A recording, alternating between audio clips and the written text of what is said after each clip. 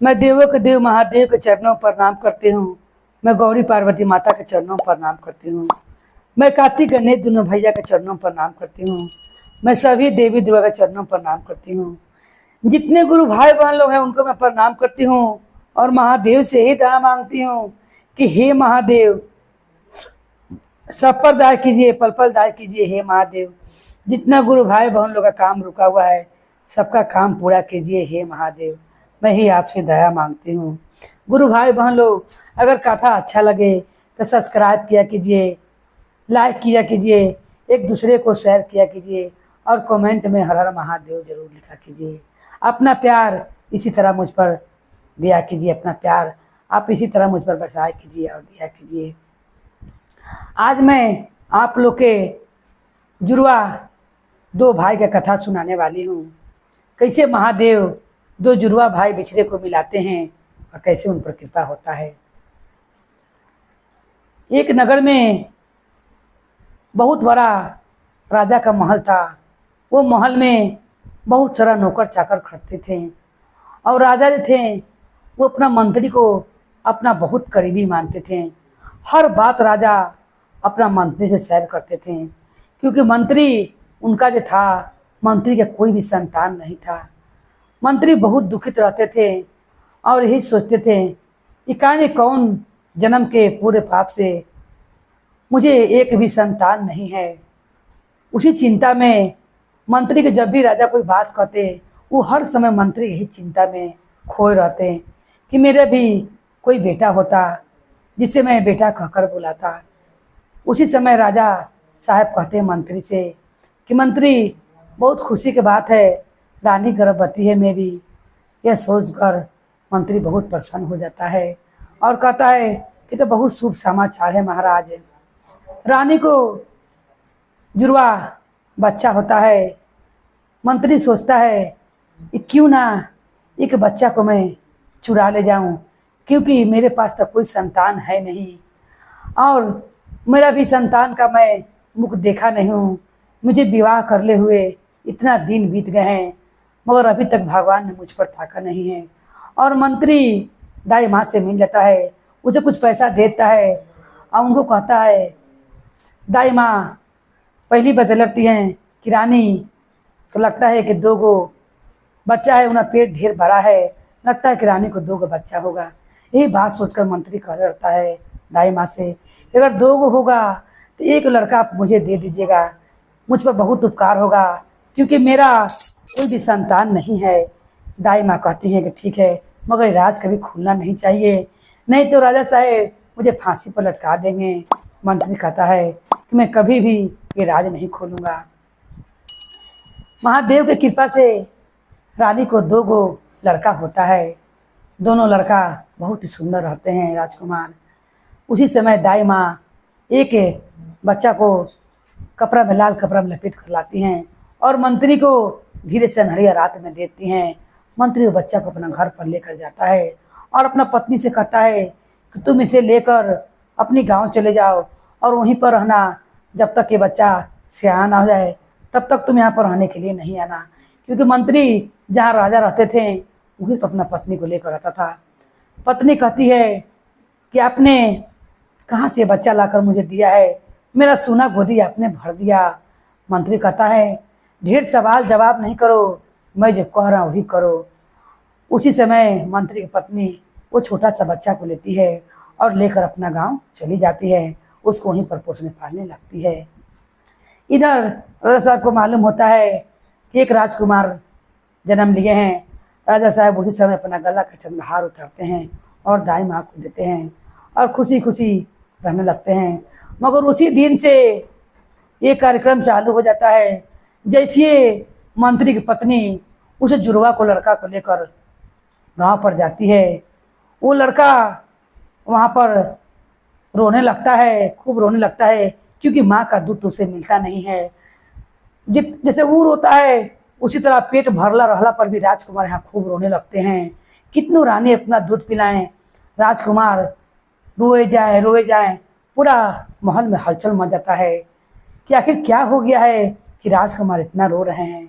अभी तो सब जुड़वा का असर था, क्योंकि जब जब वो रोता था, जिनका भाई जुड़वा भाई मंत्री ले गए थे, अपना पत्नी को दे रहे थे, तब तक पेहू रोने लगते हैं। धीरे धीरे समय ऐसे बढ़ने लगता है। इधर राजकुमार भी 10 बरस के हो जाते हैं, और उधर राजकुमार का जो भाई रहता है वो भी 10 बरस का हो जाता है। इन्हें राजकुमार का पढ़ाई लिखाई महल में ही चलने लगता है, और उस तो उनका गांव में स्कूल में नाम लिखाता है कि वो गांव में रह रहे थे, जिस कारण गांव में रहला से उनको सबके संगे पढ़े जाए पड़ता था। वो तो राजकुमार थे, मगर जहाँ पोषण पालन होता है वैसा ही आदमी को करना पड़ता है और रहना पड़ता है। वो तो जान नहीं रहा था बच्चा कि मैं राजकुमार हूँ। स्कूल में वो दूसरे बच्चे के संगे मारा पीटी करने लगते हैं और उसे दूसरे लड़के मारने लगते हैं। जब उसे दूसरे लड़के मारने लगते हैं, वो राजकुमार को इधर इधर राजकुमार को चोट न लगता है और धाए धाए गिरने लगते हैं। घर भर के आदमी सोचता है कि क्या हो रहा है, कि अपने अपने उछल उछल कर गिर रहे हैं। जैसे जैसे वो मार खाते थे, वो राजकुमार वहाँ पर उनका दोस्त मार रहा था स्कूल में के, वैसे वैसे राजकुमार को चोट लग रहा था। और ये राजकुमार खूब अपना देह को कभी इधर बताते थे कभी इधर बताते थे। तब कहते हैं राजकुमार के मेरे बेटे संग क्या हो रहा है, और रानी और राजा का रात का नींद उड़ जाता है और कहते हैं कि ऐसा क्या हो रहा है कि मेरे बेटे के संग ऐसा हो रहा है। फिर वो मार खा कर घर पर आते हैं और अपना मंत्री के जो बेटा रहते हैं वो घर पर आते हैं और अपनी माँ से कहते हैं कि माँ बोलती है मंत्री की पत्नी कि तुम कल से स्कूल नहीं जाओगे, क्योंकि तुम स्कूल जाते हो तो मारा पीटी करके आते हो। तब ये कहते हैं कि मैं कल भर स्कूल जरूर जाऊंगा, क्योंकि आज दूसरों ने मुझे मिलकर 4 लड़का मारा है, कल मैं भी मार कराऊंगा और फिर मैं पढ़ने कल से नहीं जाऊंगा। कितनों मंत्री की पत्नी समझाती है, मगर वो नहीं समझते हैं, क्योंकि गांव में उनका पालन पोषण हो रहता है, गांव के लड़कन से उनका संगत रहता है। यही तो महल में रहते हैं, महल के हिसाब से राजकुमार रहते हैं। उसी समय वो भी राजकुमार जाते हैं जो मंत्री प्रसाद रहते हैं, और जाकर जैसे वो एक मुक्का उस लड़का को मारते हैं, और उसे राजकुमार का हाथ है दम सीधे उस जे उनका महल में जो नौकर चाकर रहते हैं उन पर इनका हाथ पड़ने लगता है, और अपने हाथ पे इनका हाथ चलने लगता है। राजा साहब देख कदम अचंभो होते हैं। जब तक वो मंत्री का बेटा वहाँ मार करते रहते हैं, लोग के मारते रहते हैं, तब तक कि राजकुमार का हाथ रुकता नहीं है। कितने आदमी के उनका नौकर चाकर का मुंह हाथ फूट जाता है, क्योंकि इनका हाथ रुकवे नहीं करता है। जितने वहाँ पर मारते हैं वैसे वैसे इनका हाथ चलता है, किसी का मुंह फूटता है, किसी का नाक फूटता है। जब वो शांत हो जाते हैं, लड़ाई छोड़ते हैं, तब इनका हाथ रुक जाता है। ये देखकर बहुत राजा चिंतित होता है कि ऐसा क्या बात है कि रहते रहते हैं राजकुमार कभी कसकस के बचपन में रोने लगते थे, कभी अपने अपने ही कूद फान करने लगते हैं। जब मारता है लोग तो आह बाप आए मैं करते हैं, तो लगता है जब कोई इनको मार रहा है, ऐसे दर्द महसूस करते हैं। आज इनका हाथ अपने आप चलने लगा। मैंने ऐसा शिक्षा तो इनको दिया नहीं हूँ, क्योंकि राजमहल में ये पले बड़े हुए हैं, फिर कैसे ये रहन इनके पास आया है, कैसा आदत है कि इनका हाथ चलने लगा नौकर चाकर पर। कितना का माथा सर फूट गया है और इस चिंता से बहुत उदास हो गए। और वो कहें कि मैं कोई महात्मा को बुलाऊंगा और अपना बेटा को दिखाऊंगा कैसा मेरा बेटा का संग क्यों हो रहा है। तब तलक क्या दिखाता है कि रानी कहती हैं कि क्या मेरा बालक को हो गया है, कहने क्या मेरे राजकुमार को हो गया है। मेरे बेटे के लिए पूछती है कि राजकुमार ये क्या हो रहा है। वो राजकुमार कहता है कि माँ मुझे खुद समझ में नहीं आता है कि मुझे एक बैग क्या हो जाता है। कभी लगता है कि कोई मुझे मार रहा है, इस तरह का मुझे चोट लगता है, कभी यहाँ के यहाँ वहाँ। कभी लगता है कि मैं मुझे चूटी काट रहा है, उस तरह मैं रोने लगता था। आज मुझे लग रहा है कि अपने आप मेरा हाथ चल रहा है। मुझे कुछ समझ में नहीं आ रहा है माँ कि क्या हो रहा है। तब कहती है रानी राजा से कि आप किसी को बुलाइए, महात्मा साधु को, और मेरा बेटा को दिखलाइए। उसी समय राजा साहब क्या करते हैं कि अपना महादेव घर के पूज लाते हैं, लोग पूजा पाठ कराने वाले एक महात्मा को पूछते हैं, उनसे पता आऊँगा घर के जब पूजा पाठ करवाते थे साधु महाराज, वो बहुत बड़ा महात्मा को बताते हैं। तब तक है उनका मंत्री को बेटा का बहुत कस के भूख लगता है और तुरंत ही रानी अपने राजकुमार को खाना खिलाकर उठैले रहती हैं। उतने में मंत्री के बेटा जो रहता है राजकुमार, वो भूख के मारे हाली हाली खाने लगता है। वैसे ही राजकुमार क्या करते हैं कि अभी तुरंत खाना खाकर उठा रहते हैं और वो तुरंत जाकर निकाल कर खाना खाने लगते हैं। माता रानी देखकर, रानी माँ कहती है देखकर कि सब क्या हो रहा है मेरे बेटे के संग। जैसे उठे करते हैं वहाँ पर मंत्री के बेटा, वैसे इनको भी ठेकार आता है और जैसे वो खाना बंद करते हैं अपना, वैसे भी खाना छोड़ते हैं।